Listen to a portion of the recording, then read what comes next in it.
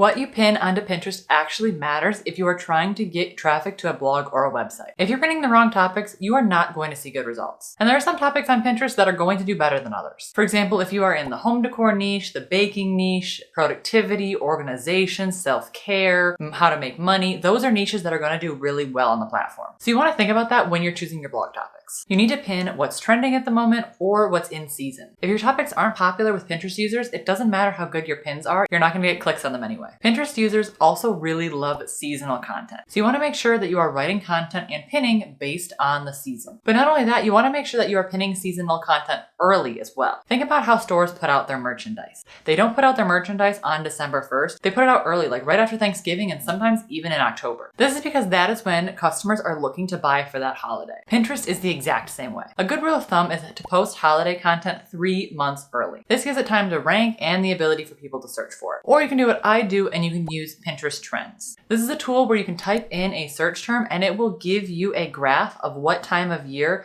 that search term starts to take off on the platform. This will give you a more specific date on when you can start pinning that content. The next step to getting viral Pinterest pins is good pin design. If your pin doesn't look good and it doesn't catch people's eyes, it's going to go unnoticed. And here are a few good and bad design qualities when it comes to Pinterest pin design. The first thing is bright colors that are hard on the eyes. If you have colors like in this pin, it technically does stand out on the feed, but for the wrong reasons. The colors are bright, the font is hard to read, and the photo is blurry. People are going to scroll right past your pin. Now let's look at a better example. This is a better pin design, and it's one that I've actually posted to my account. Now I've recently made some changes in my strategy where I would actually consider this pin to be kind of a boring pin, but it does give you a better picture of what a good pin should look like. The photo is clear, the colors complement each other, and the font is easy to read. This pin right here is going to get you way further than this pin right here. Now obviously this one here is an exaggerated example. I highly doubt anyone's going to be posting a pin that looks like this, but that gives you a good picture of what you should really be looking out for. And if you want to learn how I create pins like this in Canva, check out this video right here. Next, we need to worry about a title, because if your title is uninspiring, nobody's going to be clicking on that either. If you want to have a viral pin on Pinterest, you need to add power words to your pin titles. Don't create a super boring title that no one is going to be interested in. And don't be afraid to switch up your titles a bit as well. Your Pinterest pin title does not have to be the same as your blog title. Your blog title should be optimized for Google SEO. Pinterest is not like that. While they do have SEO strategies that you need to put in place, you don't have to be as strict about the SEO as you would on Google. So you are allowed to change your titles on your pins. It's actually recommended that you change your titles because eventually Pinterest is going to get bored with pushing out the exact same title, and Pinterest users in general are going to get bored seeing the same title over and over again. The only thing you want to be careful with is that you don't make your title misleading. You still want it to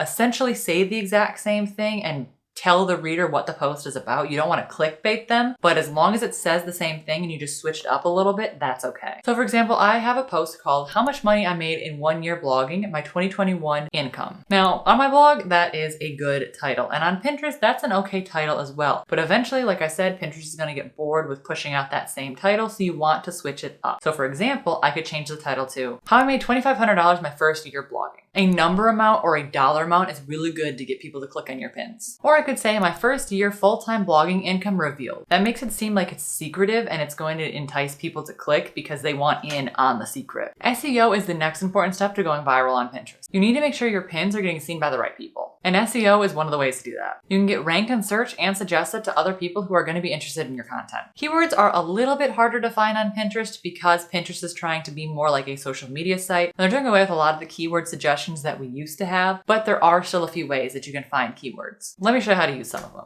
One of the first ways that you can do keyword research on Pinterest is just by using the search bar. So let me go to the home page here, and let's just say I type in home decor.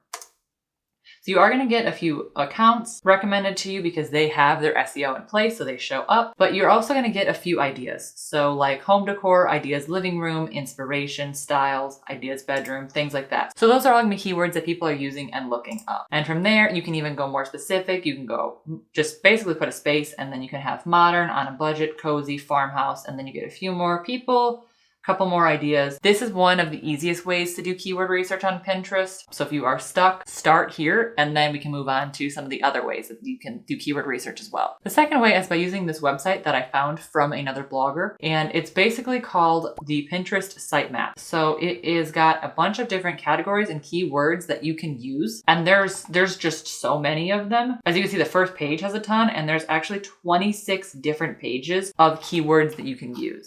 And this looks a little daunting to start, but the way that you can make it a little bit easier to find what you're looking for is just Control F, and it's going to pop up this little box, which you can barely see from my recording software here, but just Control F. It's basically Control Find, and then you can type in anything. So like, let's say I type in decor, and you can see farmhouse decor.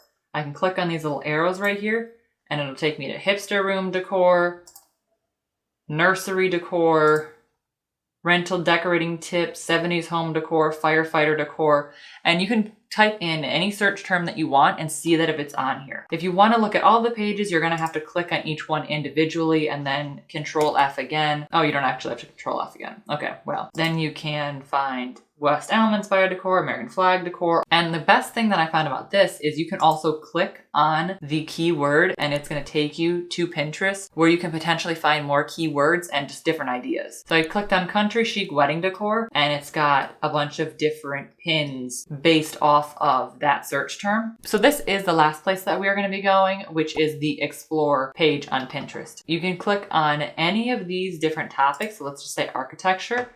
And you can find keywords up here. It tells you a little bit about it. And then you can go into any of these small studio apartments. So that's a keyword, and click on these things and find more keywords in here. And I will leave links to all of these down below in the description so you can find them easier, but these are all the ways that you're going to want to find your keywords. Now, all of these tips are great, but the best tip that I can give you that is going to matter more than any of the other ones is consistency and to give your strategy time. Pinterest used to be a great place for quick traffic, but it is not like that anymore. The older the pin is, the better chance it has to do well.